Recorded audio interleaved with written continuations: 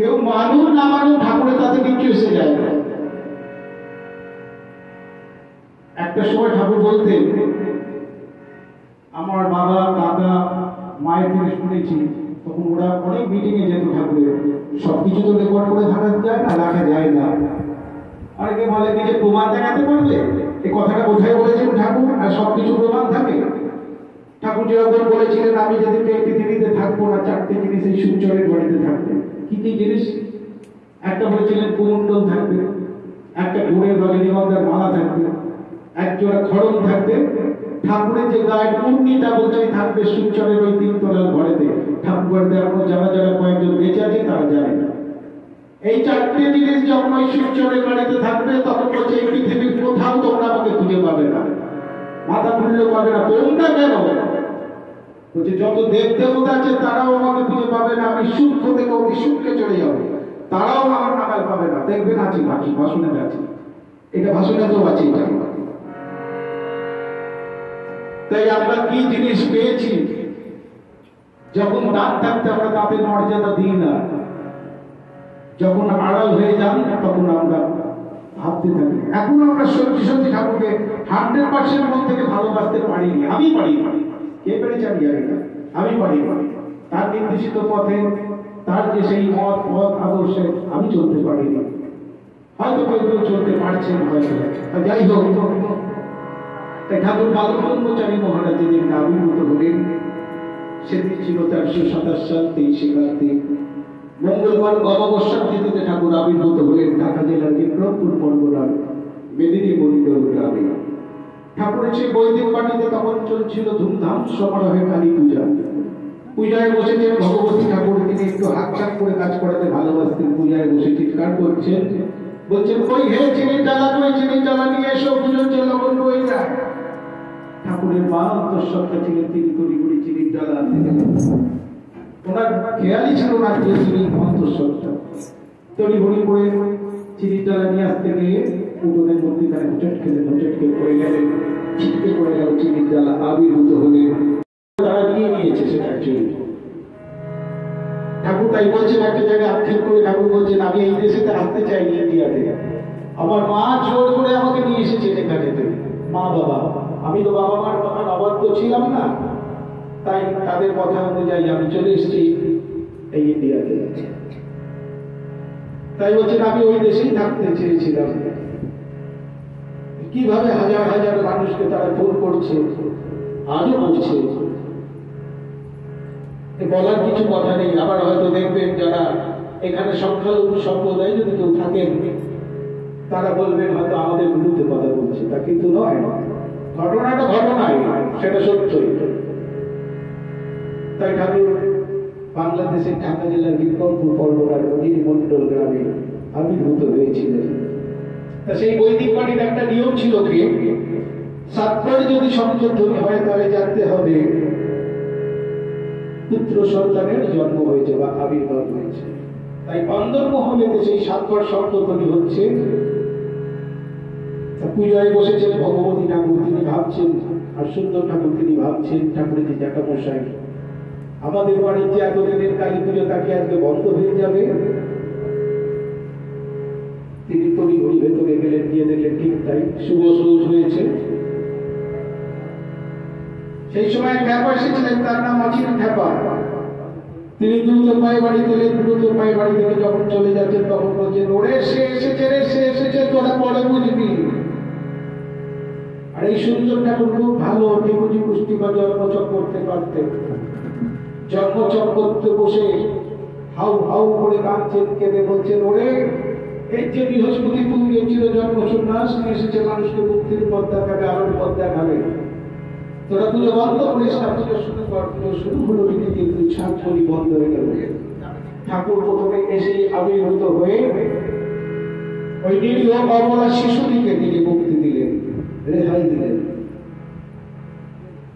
কোথাও কিন্তু বলা নেই ছাগলকে বলি দিয়ে মায়ের পুজো করতে হবে। ছাদ কথাবার্তা হলো কাম, ক্রোধ, লোভ, মাৎসর্য, এইগুলোকে বলে দেওয়ার কথা বলা হচ্ছে। আর আমরা কি করি, অবলা শিশুটাকে নিয়ে এসে মায়ের সঙ্গে পুজো দিই।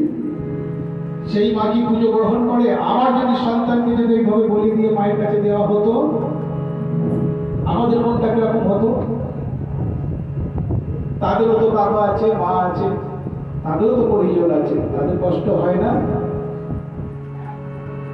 তাই গানের ভাষায় বলি,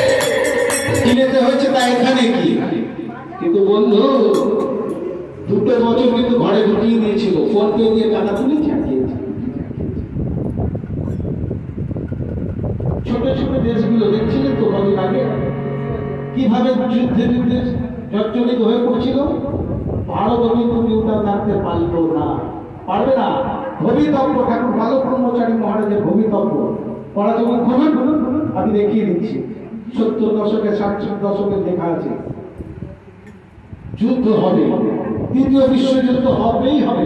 ঠাকুর বালক ব্রহ্মচারী মহারাজের ভবিষ্যৎবাণী। অনেকে অনেক কথা হয়তো বলবেন, এখন পরিস্থিতি তো হয়েছে এরকম, দেখে দেখে বলছে বইগুলো তো আজকের নয়, পরাজয় পত্রিকা তো আজকের নয়, সেখানে কিন্তু পরিষ্কার লেখা আছে।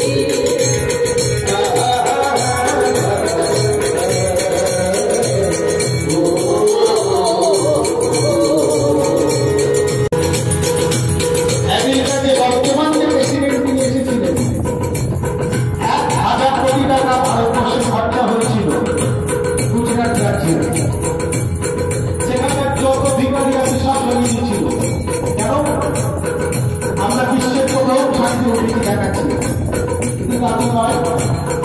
আজকে গ্রামে গঞ্জে দেখা যায় একবেলা মানুষ খেতে পায়, একবেলা মানুষ খেতে পায় না। ঠাকুর বালক ব্রহ্মচারী মহারাজ এই কথাগুলো বলেন বলি আজকে ঠাকুর বালক ব্রহ্মচারী নাকি রাজনীতির কথা বলেন। ঠাকুর বলছেন অন্ন বস্ত্র চিকিৎসা শিক্ষা বাসস্থান এটা মানুষের মৌলিক অধিকার। এই অধিকারকে যারা বঞ্চিত করতে তারা হচ্ছে পশু হয়ে গেছে। বিদেশি পোশাকে বাবু বিদেশে যায়, বিদেশি পোশাকে বাবু বিদেশে যায়।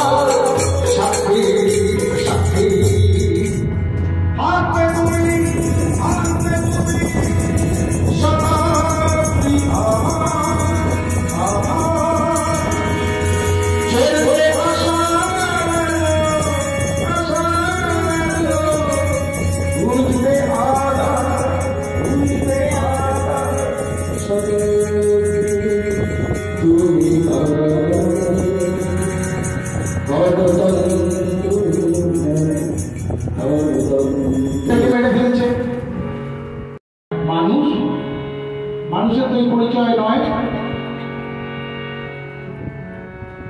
তাই প্রভুর কাছে প্রার্থনা, হে প্রভু তুমি এবার ফিরে এসো, আর পারা যাচ্ছে না। জীবন অতিষ্ঠ হয়ে পড়েছে প্রত্যেকটা মানুষের, প্রতিটি মানুষের জীবন অতিষ্ঠ হয়ে পড়েছে। কিছু মানুষ সুখ আছে, তারা দেখছে কিন্তু এইগুলো যদি হয়, ঠাকুরের কাজ যদি হয়, ঠাকুর তো বলেছেন যে কাজ হবে, তাদের কিন্তু অসুবিধা হবে। কিন্তু বেশিরভাগ মানুষই দিন দরিদ্র, হত দরিদ্র, দিন আনে দিন খায়, তাদের কি অবস্থা আজকে।